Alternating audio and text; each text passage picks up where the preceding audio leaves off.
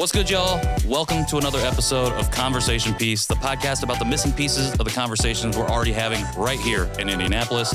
I am so excited to be back with you for 2024, the rest of 2024, the year of the nap. And before we get into today's conversation, I want to let you know we're recording this episode the day after the election. And a lot of things are being said right now. A lot of feelings are being felt. And a lot of people are feeling a type of way. And I just want to let you know that if you are feeling isolated, alone, scared, whatever it might be, that you're not alone in that, and that there is community out here for you, whether it be here in the city, whether it be somewhere else in the state, whether it be across the country. There are people here for you. And as we move through the rest of 2024 into 2025, into new futures, into old futures, whatever that might look like, we're going to continue to do the work here to have conversations that break through the malaise of the constant fear of what's different and what might happen, and move towards what we can do together as a community and collectively. So just wanted to share that message because that's what we do here on the show. That's where we want to go with the show, and we want to make sure that we are a platform for y'all to feel safe enough to share if you need to in whatever way that might be. So with that being said, my guest today is a multifaceted human creating in multiple forms of art, whether it be sonics, phonics, or something in between. She is a creative project manager, a recording artist, and a fellow podcaster. And you can hear her lean into and live her mission of inspiring growth and healing through creativity, sharing authentic stories, building intentional community, and guiding others to reconnect with their faith and artistry every other Tuesday on the Keys and C's podcast. She's got a lot going on. So without further ado, it is my honor and privilege to welcome Kyndl to the show. Kyndl, thank you for joining me. Thank you for having me. I'm honored. Absolutely. You know, I'm a fan of the show, so I'm excited. Ever since I was put on game of Kyndl's work, but also when you came up to me at the 100th episode and introduced yourself, I felt like we were kindred spirits, no pun intended, in not just the medium of podcasting, but in the act of storytelling, and wanting to, as a friend of the show, Madeline says, ask better questions, which is what I really appreciate about the work that you do. So I'm excited to be able to sit down and have this conversation. Yeah. It feels like a long time coming, even though we haven't known each other that long. And I'm excited to dig in. God's timing. For sure. And vice versa. I really respect and admire how intentional you are about the work that you do. And I can tell you're really dedicated to it. So in the world of, you know, any and everyone having a podcast, real journalists are still important. So I appreciate that. I gave you a little bit of an introduction, but for people who are listening or watching right now who don't know who you are, do you mind sharing just a little bit more about yourself? I'm Kyndl, formerly known as American. I am a music artist. I'm a podcaster. First and foremost, I'm a follower of Christ. And yeah, I'm just a girl. I'm just a girl on a never-ending journey of finding herself, and I share that journey with others however I feel led to. I love it. Do you remember the very first time that you tapped into and then expressed your creative self? So I've always been a writer. As a kid, just keeping a diary, I stayed with a notebook and a pen. And so me finding an outlet in journaling and, you know, keeping a diary, that transformed into short stories. I thought I wanted to be an author at one point. I still might add that to my resume, of course, but that then transformed into poems and songs. And I grew up in church, and so I grew up singing in the choir. I was a part of the marching band in high school. So it was like music and writing has always like been there. And so it just got to a point where I'm like, okay, I feel more confident now to share what it is I've been, you know, writing in private. And so, What were some of the things, you don't have to share specifically, but the things that you were diving into while you were journaling? Was it just like expression of what's happening in the day? Or was it like, I want to tell a specific kind of story? What did that look like when you were getting started? So my journal entries were like my outlet of how I felt, what I was going through. You know, I was very reserved as a kid. And so that was like my safe space. And so, yeah. For sure. You also talked about being in marching band. And I wanted to ask how foundational your experiences were as a member of the Gold Brigade Color Guard, as well as being president of Class Act. Yes. So I was a part of the color guard. And so when you see the marching band perform, the girls with the flags, like that was what I was a part of. So we all practice at the same time though. And so band camp is crazy. And so I remember really going hard about the fact that color guard is a sport because a lot of people don't recognize it as a sport, but it's a lot of training and conditioning and showing up. And you compete and you go to state stuff, compete. National stuff. Like my whole summer, all throughout high school, it was gone, but that's what I loved to do.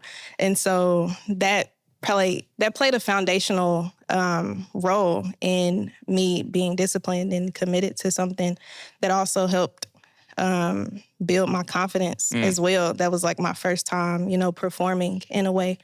And being the president of Class Act, I don't know, I've always just had a natural, I guess, knack for being a leader, and other people around me have seen it. And so having that opportunity is what thrusted me more into a space of, okay, I can, take on leadership roles and continue to put myself out there. Well, I think with Class Act, you were creating like community for other young women, correct? In the school, I think. Or am I reading? Did I read that correctly? Yeah. So it was a group at Warren. I graduated from Warren Central, and shout out to Miss Mason. She was what's the word I'm looking for? Advisor in a way. Yeah. So she created the group, and I essentially was just the president of the group. And so it was a personal development type of organization for young women. And so, of course, just the things that I took in with that really played a role. I remember there was like a declaration or like an affirmation that we had to say at every meeting. And I still remember it to this day. I'm a lady of poise, class, and sophistication. I'm of high character, high values, and standards that exhibit respect and leadership at all times. Like, we had to say that every meeting. And so, it's just little things like that just began to be planted within me. Like, okay, I am that. Yeah, for sure. Well, I think it's important because had you not had that experience, maybe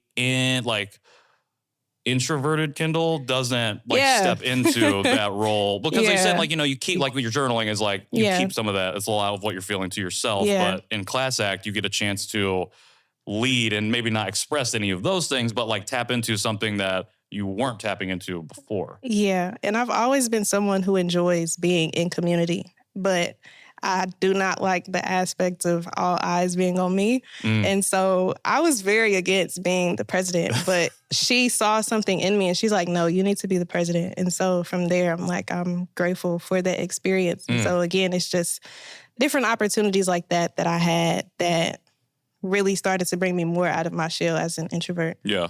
I heard you say once that you learned early that all things were possible, just not for me. Was that, so I'm asking that question because I feel like Class Act, and Miss Mason putting you in that position opened up possibilities. But then there's this other aspect at play of you can see possibility, but for whatever reason, there's a reflection of, or maybe not a reflection of yourself. Am I reading that a little bit right? Because I think part of that might have to do with coming up on the far side or the far east side of Indy and the culture and like trying to grow up in a way that is resistant to narratives that are being placed upon a specific place that you're coming from. Yeah. And I feel like when I heard that and then I was hearing you talk about this story, it's like kind of like two opposing forces that are trying to reconcile with each other in the work that you do. Yeah, I would say that's a reoccurring theme of my life for sure. Of course, as a kid, you have a big imagination, and I believe, God has a plan for all of us, and we just have to grow up and realize what that plan is. And so I've always just had this inner knowing of knowing that I want more for myself and I see more for myself, but the reality is, I'm growing up in poverty and, so a lot of times it's hard for me to just stay encouraged, just as an individual when I know that I'm also on a path that I don't see a lot of people on. Sure. Yeah. Do you mind sharing a little bit about, or maybe painting a picture of the Far East Side, especially when you were coming up? I think, especially as somebody who did not grow up in Indianapolis and who is now like trying to figure out, okay, what is the city about? I'm learning about the different neighborhoods and areas that make up the city. And Yeah. I'm like, okay, I never heard of these areas before. And also I'm wondering if my idea of what these places are being shaped by not the people that I know, but by other narratives that have been placed by other institutions and things like that. So I was wondering, I wanted to ask if you could share a little bit about like, and paint that picture for us, what the Far East Side is like for people who probably have misconceptions about it. Right. So I do want to say that when you're growing up as a kid, all you know is all you know, right? And so it wasn't until I got older where I realized like, oh, we might not have been staying in the best areas, but again, it's community. It's when you're in community with other people. Yeah. It's, I guess what I'm trying to say is when you're in it, it's different from how other people may view it. And so the East Side, that was home. My family grew up on the East Side. And so, just going outside and playing with the different kids that's also in the neighborhood, it's like we related to each other. We understood where each other was coming from. And I think a lot of times there's a disconnect between people who have different realities. And so I think the East Side itself, it gets a rep for our crime. But I think the East Side is just an area that is not as, I guess, resourceful. Like we don't, like we're resourceful with what we have, but I don't think the East Side itself benefits from a lot of resources that other areas. Yes, that's the word I'm looking for. So yeah, and of course, when you're in survival mode, you know, essentially you're going to have the good and the bad. But I think that's with any city, any area. Sure. Well, I think what's really interesting is that, especially the music scene, as I delve into more of that here, I'm like, okay, a lot of the really incredible music is coming from this area. I'm like, what's happening here? Like, what are we missing that we need to know about and that we need to be investing in to help people who are coming from here who clearly are tapping into some creative energy that we as a city could benefit from? Like, how do we need to be seeing that? So I appreciate you sharing, because I think, like you said, there's this disconnect if you're not really in it. And even like you said, you left and then you came back and it gave you a different perspective. For sure. But I love the way you talk about where you come from and the city itself, because there is like the true authentic love as somebody who is from here as opposed to somebody who just is visiting. Yeah. Yeah. I remember, just to add another point, growing up, because, Indianapolis is not a California or, I remember like going to school and people would like lie about where they're from. Like, oh, I'm not even from here. And I remember like as a kid, I'm just like, but you are from here. Like I know you though. Yeah. I'm like, I don't get that. Yeah. So there would be times where people would lie about where they're from. And I'm like, well, at the end of the day, who I am is shaped by the fact that I'm from here. So if you're from here, what is there to be, ashamed of, Sure. And I think that pride shows through, especially in like your music, but in your writing and the stuff that you talk about in the podcast. I think the pride in Indy and the Far East Side where you come from really shows through. And I do think that's interesting.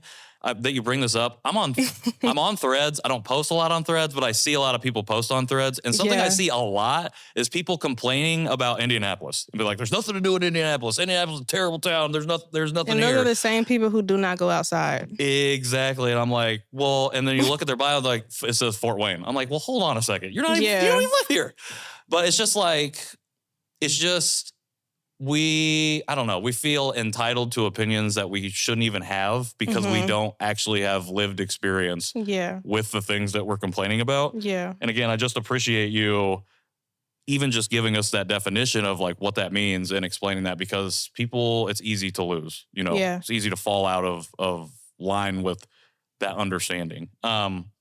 When did your creativity and all of this coalesce into music? So you said you were always in choir, you were doing that, but when did you decide to take the leap to artist? From like, I'm a journaler, I performed in the color guard.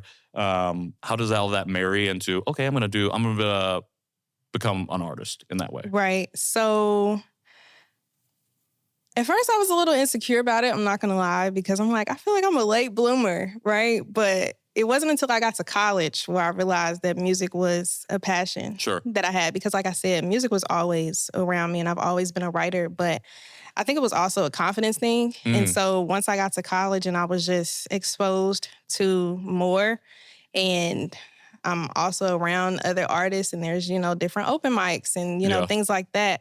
But also, too, just becoming a fan of music. I've always been a music enthusiast first. Yeah. So even in high school, I remember I had a blog. I forgot to mention that. And I would just share just what I was listening to because that's something that I enjoy doing. So just from being a writer and being a fan of music and also being a fan of going to concerts, it became a point where I'm like, oh, I could do this. Yeah. And so, again, it was just a confidence thing. I was always writing music, even in high school. And so it wasn't until I got to college where I was about to graduate. I was a junior. This was April of 2018. I graduated 2020 during the pandemic, hot mess. But I remember I was a junior in college, and you know how you have those conversations like, okay, I'm about to graduate. What am I about to do with my life? And it was just one of those moments where I'm like, I'm just about to take the leap and just start sharing my music. And I remember when I first shared something, it was like everyone on campus was like, oh, she's a rapper. We finna have her at our events. And it was just immediate validation of like, oh, okay, I guess I do this now. Yeah.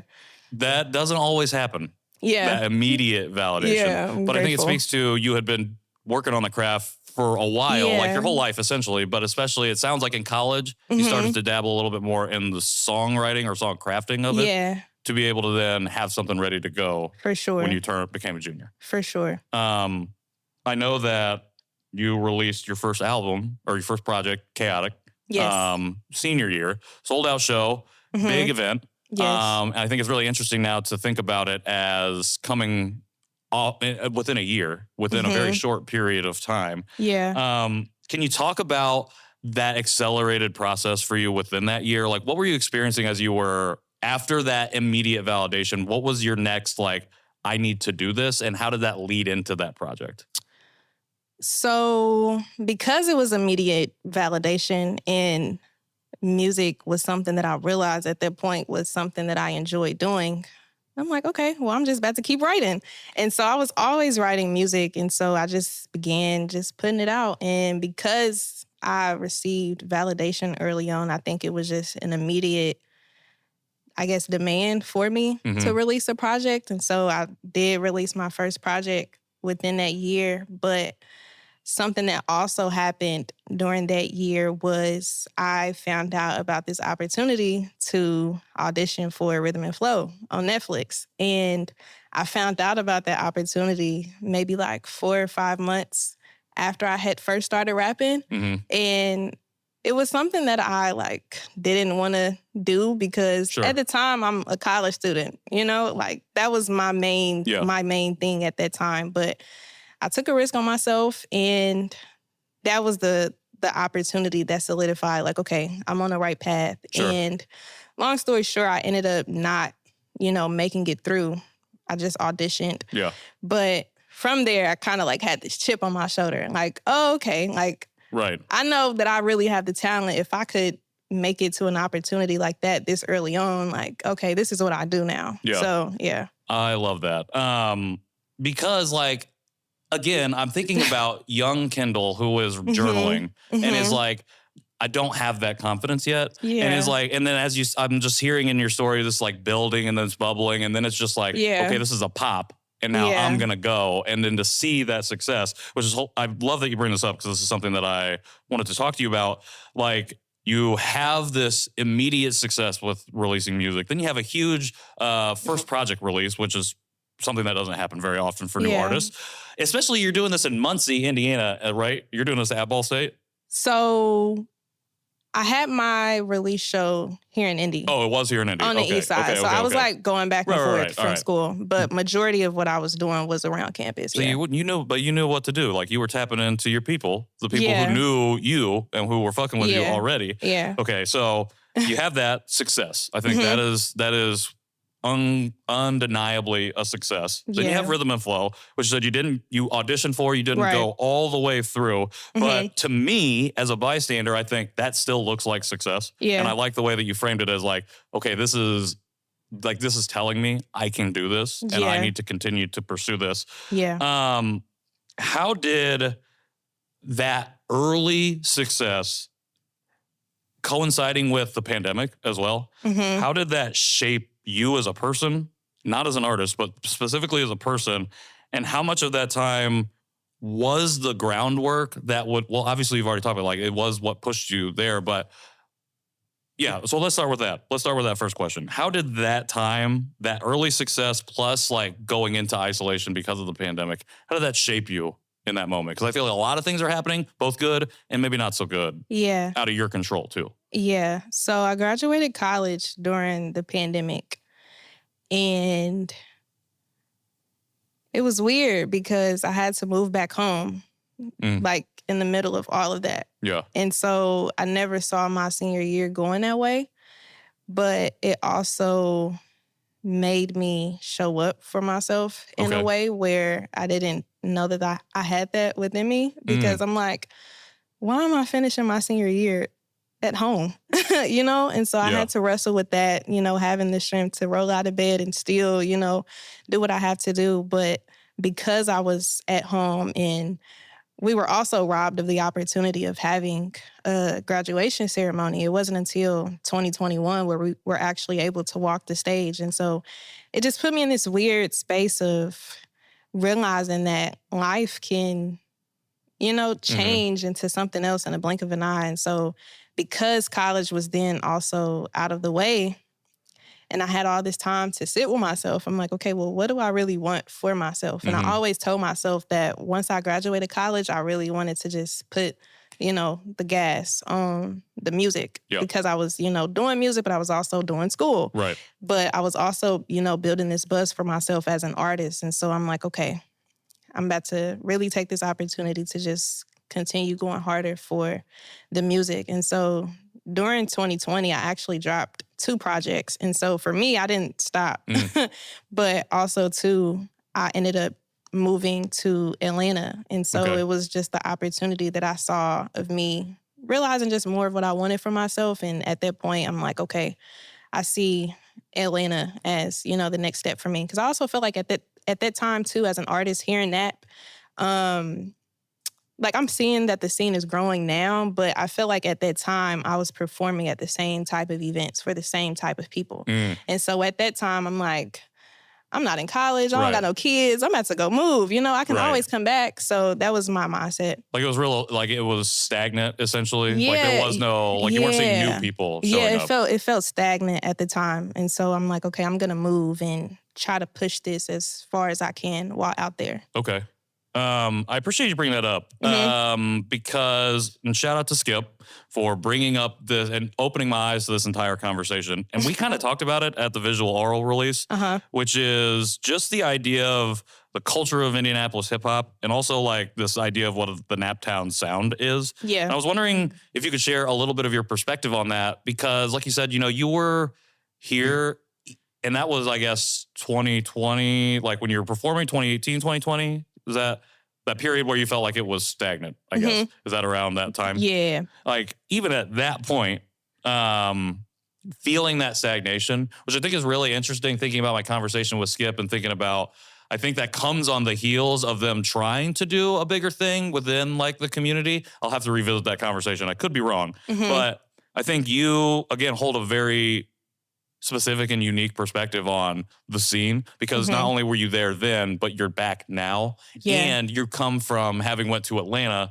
and spent time there, which is quote unquote a mecca hotbed of hip hop and music. So like, how has your perspective evolved on this particular scene in our city? And what do you want to see? And what would you want to see? So, to be fair, when I first started rapping, mind you, I was still a college student. So I was a part of the scene here, but in a way, I wasn't as immersed then as I now am. Because my reality at the time was mainly being in college. Student, So I also think that maybe I didn't give it, I guess, like enough time, you know, a fair chance to be more immersed in it, because after I graduated, I immediately left. And it wasn't until I left where I realized, like, am I missing out? Like, am I out of the loop? Because it did start to feel that way, because from the outside looking in, at that point, I did start to see that there were, you know, more community and more opportunities. And I'm like, either I didn't see it or it wasn't until I left, like around that time, that I started to see just more things pop up, in the city. And so I would say that's how my perspective have changed.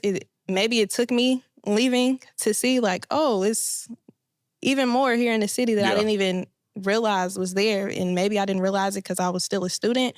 But I also, too, think just at that time, just the city was on the up and up. And so I also feel like, to an extent, the reality was a lot of the things that we see now here in the city wasn't a thing. Yeah. So, yeah. But I think it's a valid perspective because, like, you had been shaped by Indianapolis music and stuff. Mm-hmm. You were blogging about it in high school. Like, you were writing about it. You were listening to stuff, whether it be national or local. Like, you were listening to all things, I'm assuming. And that, like, perspective helps to shape how you'd make the decision to leave. Like, it plays a role into it, you know? Like, because you're like, okay, I'm not seeing anything, what appears to be happening here. So let me go find it in another place.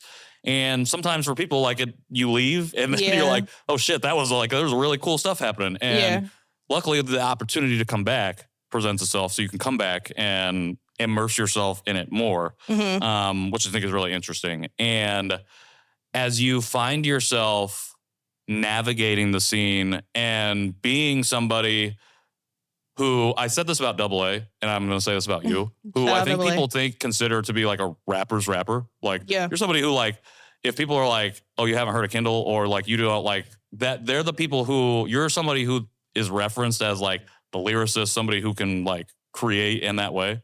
At least from my perspective. Sorry. Okay. I don't know if everybody's saying that, but at least that's what it looks like to me in conversations that I've had. So with other people. Yeah. And which is, again, it's how I came across you. Is like people were telling me, oh, you haven't heard of this person. You need to know this person. And so as I listen to your music and I listen to what you do, I'm like, okay, this is why. With that being said, one of the things that we talked about at Visual Oral was like, the lack of diversity within the scene still. Yeah. And so I wanted to touch on that a little bit more because I feel like that's not necessarily a conversation we have a lot. And I have not seen being had. And particularly I'm referencing, where are all the ladies at? Where are the women at happening? You were there. Juicy was there. Paris Ladam is another name that I know. And I know that there are more people here, but it seems to be like a quiet secret for whatever reason, as opposed to like, let's be loud about these women who are really running it in this game. Yeah. Does that make sense? There's not a question in there, just like from your perspective, who are we missing out on? And is it another case of under-resourced for women or young girls who want to come up and be part of the music scene, whether it be hip hop, R&B, just vocalists in general or recording in general? You know? So sometimes I ramble and try and get stuff out, so I apologize. You're good. I'm just thinking on my thoughts. Yeah. This might be a little controversial, but I think that it's also a thing here in the city where there's artists who complain about people not supporting them and giving them opportunities, and they think that they're hidden, but really they're hiding themselves. Okay. They're the ones who aren't showing up to events and rubbing elbows. And you can't expect someone to give you an opportunity if they don't know who you are. Sure. And so I also think that, there probably are a lot of great artists out here who we aren't aware of, but are they making themselves known? Sure. So I think that that's a thing, but I also too think that even though the city is very small, a lot of people tend to, although they're known, they stay with their circle of people. Yep. And so I also think that that's a thing too. I know when I first started rapping, because of the style of music that I have, or I guess just the artists that gravitated to me, I found myself in a particular scene within the scene. Sure. But it wasn't until I graduated and, moved and, came back, and I was more so just open to everything else that I started to realize, it's other people that's been rapping and doing this and taking it serious for years too, but I did not know who they were. And it also wasn't until opportunities like Treese, where I realized, it's so many other artists out here that I didn't even know of. Yeah. So I think it also just depends on where you are within the city. So yeah. Well, I think your first point, I don't think it's really that controversial. I brought it up a lot. I think we've talked about it a lot with other artists, but like, you get out of things what you put into it. Exactly. And if you're not willing to show up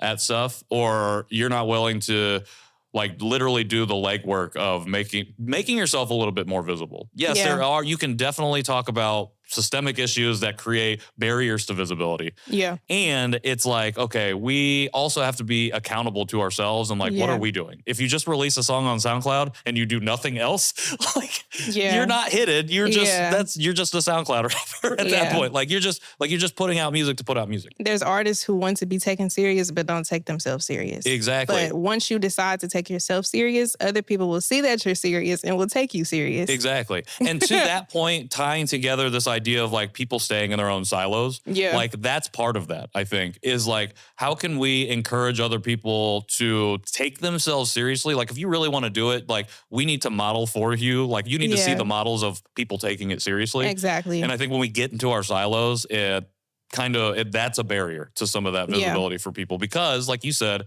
you can find yourself in the scene within the scene and not maybe realize, oh, there's things happening around me that I should be involved in. Yeah. Who were some of the people that caught your eye once you realized, oh, there are other people that are out here doing it, and like, that's cool. I need to connect with that person. So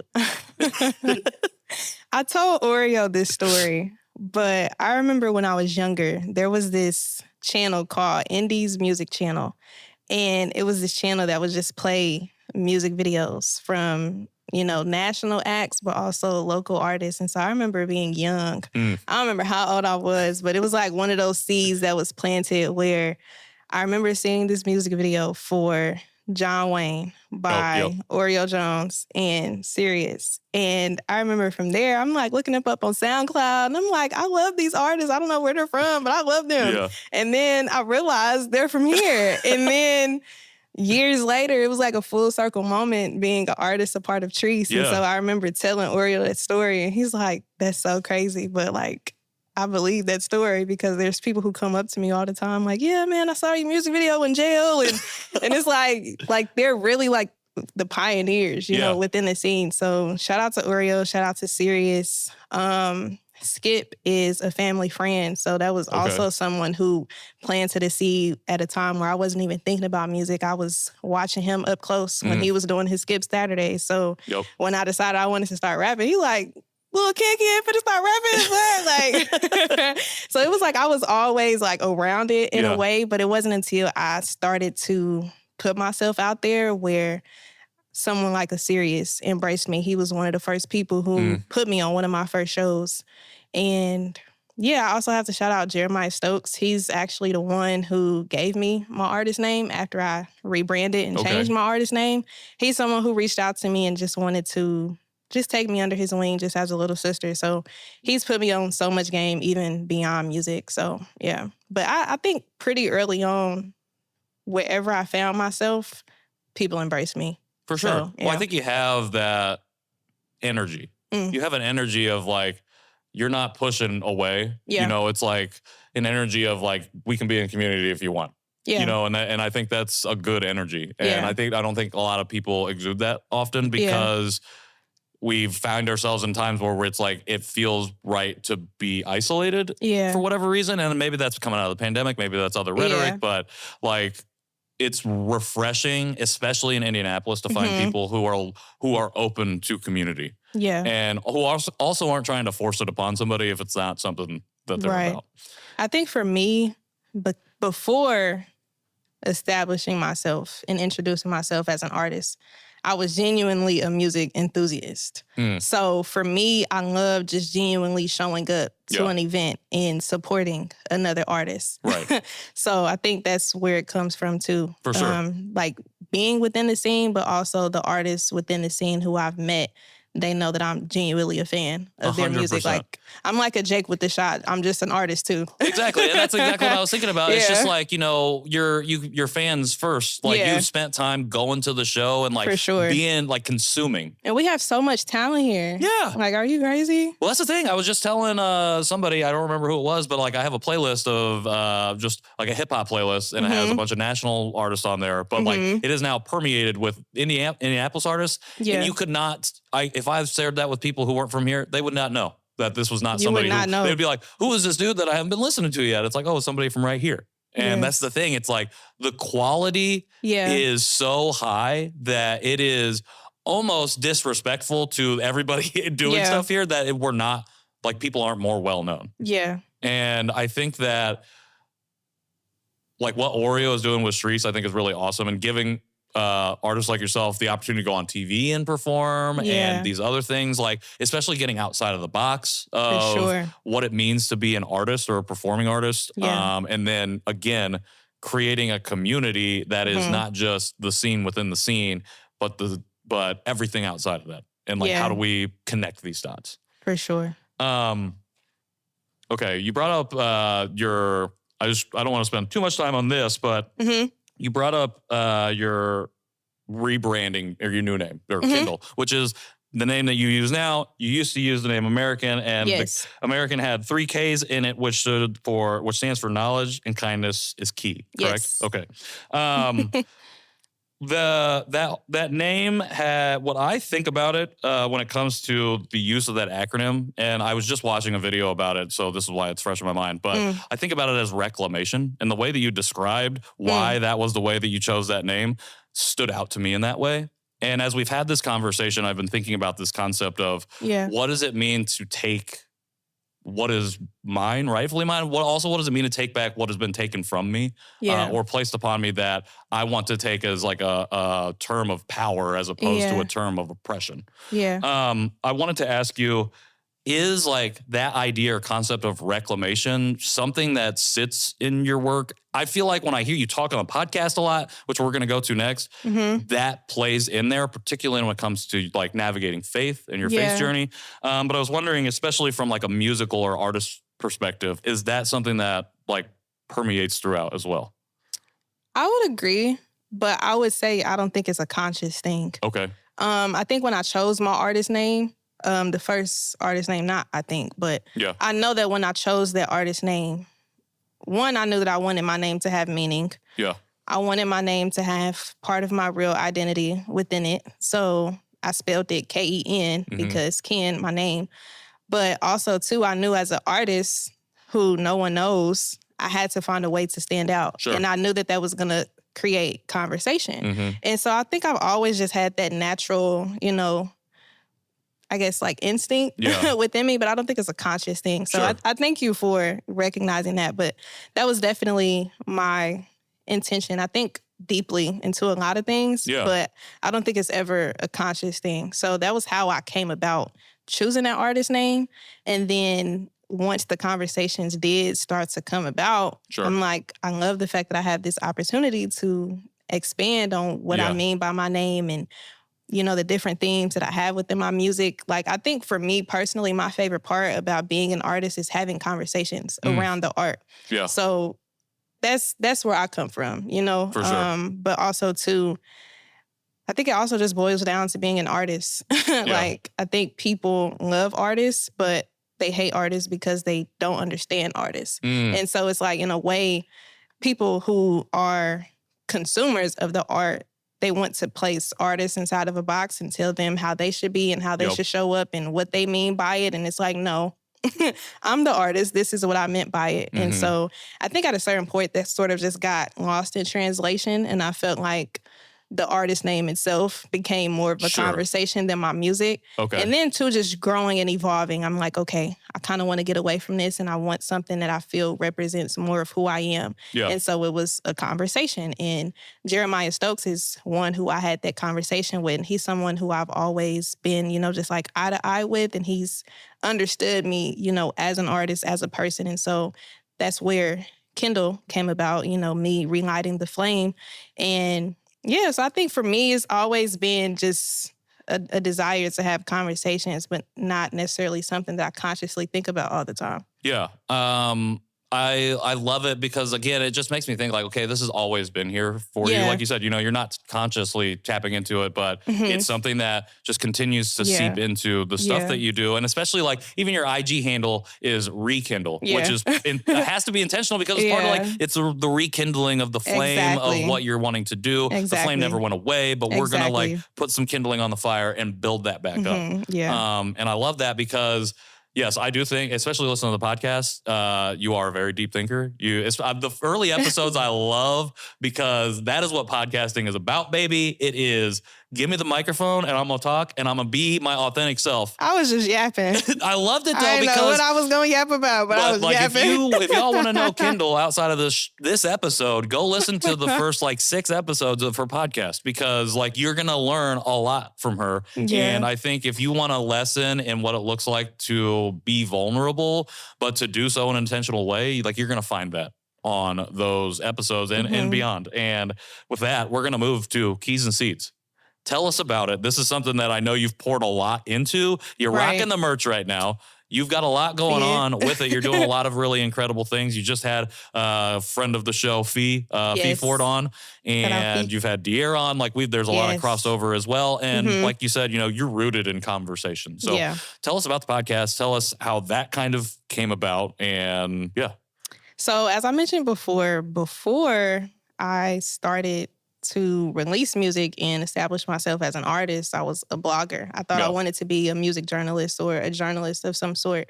So I remember at a certain point, I'm like, okay, typing, that's a lot, proofreading. And I think just as I matured, the blog just started to fizzle out. But I always have had a love for long form content. I still wanted to express myself in a way where I didn't feel constricted to a 4-minute, 5-minute song and I have to rap and, So I think just because of the times that we're in now, I'm like, let me do a podcast. And so initially the podcast was me just sharing more of who I am in a way where I'm expanding on what I'm sharing in my music, but it's me, I guess, pulling back the curtain even more. And so from there, I didn't really have like a direction for the podcast. I was just talking about what I feel led to talk about. But I think as I've stuck with it and I've taken it, more serious as a thing, the podcast is just my journey of faith, healing, and artistry. So I'm also on a very intentional journey of growing closer to God. I'm also in therapy, and I know that I have wisdom, within me, like, a lot of people do. And I think just the revelations that I've been receiving on my journey, I want to share that. And so with that, I think it's also overlapping with my music because within my music, I've shared those type of things within it. I just haven't, I guess, gone deeper. Right. You haven't, like you've made the song and it's 4 or 5 minutes, but nobody's gotten the 4 or 5 hours worth of conversation that went into creating the song. Exactly. Yeah. Exactly. So about halfway through, I would say you made an intentional shift to focus, to bring the faith forward, I think, as part of your bi-weekly release. Can you talk a little bit about that? Because I love the intentionality behind it because as somebody who is identifies as agnostic, I like to hear other people's faith journeys because it gives me perspective on my own journey. So I would say when I started the podcast, I was someone who knew God, but wasn't as intimate in my relationship with God as I now am. Sure. And it wasn't until I went through some very, traumatic things, just going through real life at a place where I'm like, okay, I realized that there's certain things that are just not in my control. And I know that I want to reach a certain place in my life, but is that really where I should be? And so I just started to wrestle with these questions of, okay, what do I want? But also to, what does God want for me? Sure. I started to ask myself those type of questions. And I remember at the time, the podcast was just something that I was just doing. It was more of like a hobby. But the music, I'm like, this is what I want to do, like music. Yeah. But it wasn't until I like slowed down where I realized that the podcast was something that I could use and be more intentional about. And so my faith came into play because literally before we started to record this episode, we were talking about how I view myself as more of a writer. Yeah. You know, like I kind of want to hide behind writing something and perfecting that first and then going in the booth and recording that and releasing that. But the podcast I felt was going back to what we were talking about, you know, me viewing myself as an introvert. I just felt spiritually led to just share more of who I am in that way and let people who think that they know me through my music actually get to know me, because I was really in the space where I was wrestling with my faith, but I was also going deeper in my faith. And it also felt like I was in this conflicting space where I've touched on it in my music, but I haven't really touched on it in my music. Sure. And so the podcast was more so an opportunity for me to invite people into what goes on behind the scenes. Because like you said, people, you know, they receive the song, but they don't necessarily see what went behind what inspired this song. Yeah. Well, I think the song is like the IG post. And we see everything. We see the feed. It looks great. That's awesome. But we don't see the hundreds and thousands of hours of work that went into getting to the feed. For sure. And I feel like, again, I think it really shows through in the conversations that you have with other people, but especially in those moments where you're just leading us yourself and going through that. And again, I bring up the shift because that first run of episodes is like, if you wrote a book, just print that out, print the transcript out and post that as a book, because that's your book. Like you're giving us the context we need to understand like everything that you're about, the shift that you make going forward in the pod, which is what I really love. From this point, like what's 2025 is coming up. What's next for Keys and Seeds? What are you hoping to achieve? What do you, Kyndl, want to see out of it going forward? Right. So I view the podcast as more than a podcast. I want it to actually be a community of people. Something that I really enjoy doing as a creative project manager. I love planning events. And so I really want to get into just hosting and curating events that are opportunities for community to come together. So I plan to do events next year. Of course, just continuing with the podcast. I am working on another project as far as music. People know me primarily for rapping, but I've sprinkled in, you know, some singing here and there. And I'm leaning more towards doing like my first full R&B leaning project. Okay. So I'm excited about that. And so I'm just in a space of just showing more of who I am to people, however I feel led to express that. I'm here for it. Affirmations, visual oral, go check it out. You can hear a little bit of that singing. It's fantastic. Probably, it might be my favorite one off of that album. Anyways, as we get ready to wind down here, I got a few more questions for you. Okay. The first one being, we've talked about community a lot and that, you know, you can't really do anything alone, even if you do things on your own. Like you're always trying to build. We want to build in community. We have a recurring segment on the show called Give Them Their Flowers, where we ask our guests to shout out one or as many people as they want, whoever they feel deserves their flowers at the moment. So Kyndl, I just want to ask, who do you want to give their flowers to today? Okay. I give this person their flowers in person all of the time, and their name has already came up, Fee. Woo!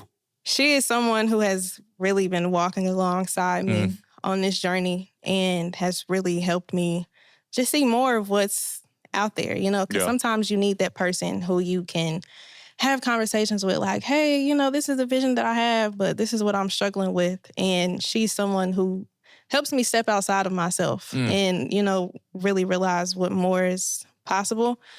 So shout out to Fee. Shout out to Drayco. He's actually the one who designed the logo for the podcast. Okay. He's also someone who I view as a pioneer within the rap scene, and I don't think he gets his flowers enough for that. He also has a podcast. Who else? Are these like people who inspired me, or just whoever you people think in the you want to city? give who you think they need their flowers at the moment? So as a fan of the show, I know that you were going to ask me this question. And I was thinking to myself, I'm like, I don't want to say like a typical name when he asked me, but a name that I did think of that I don't think this person is expecting me to give them flowers, Diop. Okay. He is someone who I have always been a fan of. And not only am I a fan of his music, but I'm a fan of the way in which he moves as an artist and as a person. And I say that because I think sometimes as artists, we feel pressure to constantly be seen and in people's face.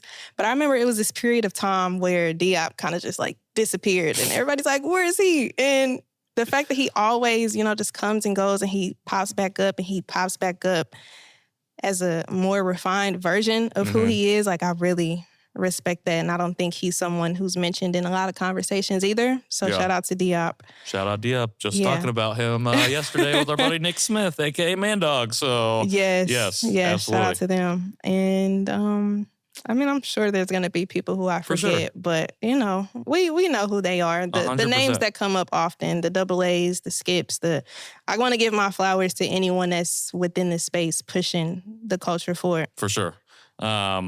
Those are all amazing people. And like you said, there's a lot of incredible people out here doing that work. And the Jakes with the shots, the artists who aren't even artists, in the way in which we tend to think about artists, but are supporting other artists. So 100%. Shout out to Madeline McKinnon, Frida's Flowers, for sponsoring this segment. We're going to get... this is a gift for you, so you get to take that one home. But we'll figure out flowers for everyone else. I have 3 more questions real quick. The first one is a fun one because it came from the podcast. You said that you have a fan fiction on Wattpad. Okay. I just wanted to ask you about that. If there's anything that you can share about any of that, any fanfic, can we go find that? Is it still readily available? Anything that you could share about your fan fiction writing? It is available still. I feel like it's kind of cringe. But like I said, I've always just been a fan of music and a writer. And so I used to write fan fiction about artists that I'm a fan of. So they're still out there, but it's like... I'll be here for it. I heard you talk about it and I was like, okay, I got to ask about that if she comes on the show. So we'll find them. We'll find them and we'll post them in the show notes maybe. Okay.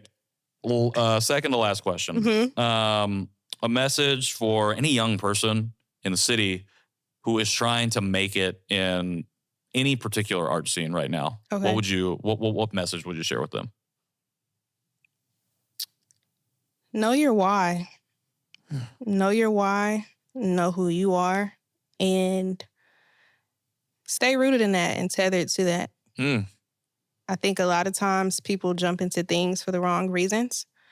And I wouldn't say that I did that, but I think along the way I did kind of lose my way and I started to feel like I had to make the type of art that other people wanted me to make. And so I think just in general, people aren't as sure about who they are and why they're doing it. And so from there, they might lose their way or they might find themselves in, spaces and opportunities where, things might backfire. And I think there's a lot of artists too who, they complain because they had bad experiences. And I think a lot of times people don't take accountability for the experiences that they have.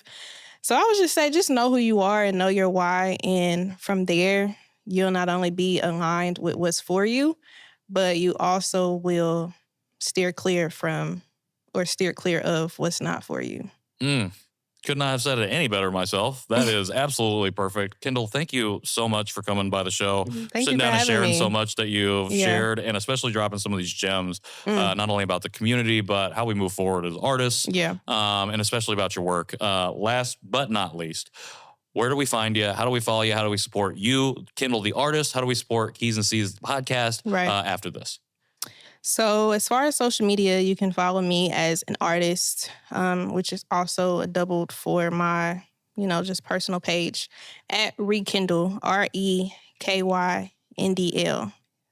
A lot of people think that my artist name is Kyndl, but that's just my social media handle. It's Kyndl. And then my artist name itself on all music platforms, KYNDL. I also have a Bandcamp that has my full discography. It has some things that's not on DSPs. So kyndlmusic.bandcamp.com. For the podcast, Keys X Seeds Pod. And I have a new website. So my website, which houses everything, if you want to know more about who I am and you want to have the links to everything, keysxseeds.com. Love it. Very aesthetically friendly website. Very user friendly as well. Thank you. Shout out to whoever did your website. It was Me. good. You did a great job. Kyndl, thank you so much for being here again. It's a fantastic conversation. I can't wait to have more conversations with you and maybe talk about some of these spinoff projects that I had mentioned before we got on mic. Thank you for having me. Absolutely. For everybody else, new episodes of the show every Tuesday on YouTube or wherever you get your podcasts. Conversation Piece Pod on Instagram and TikTok for all the social media stuff. Conversation Piece Podcast on YouTube specifically. I don't know why I brought that up again, but conversationpiecepod.com for merch, the archives, and everything else that you might need. We're closing out 2024 strong. We have some really incredible conversations come up, including a name that was mentioned on this episode. So I can't wait for that. But until then, I've been Patrick Armstrong. This has been Kyndl. That's been Mike. That's been John. This has been Man Dogs Painting. This building has been patterned inside of the studs on Capitol Avenue in Indianapolis. And this has been Conversation Piece. See y'all soon.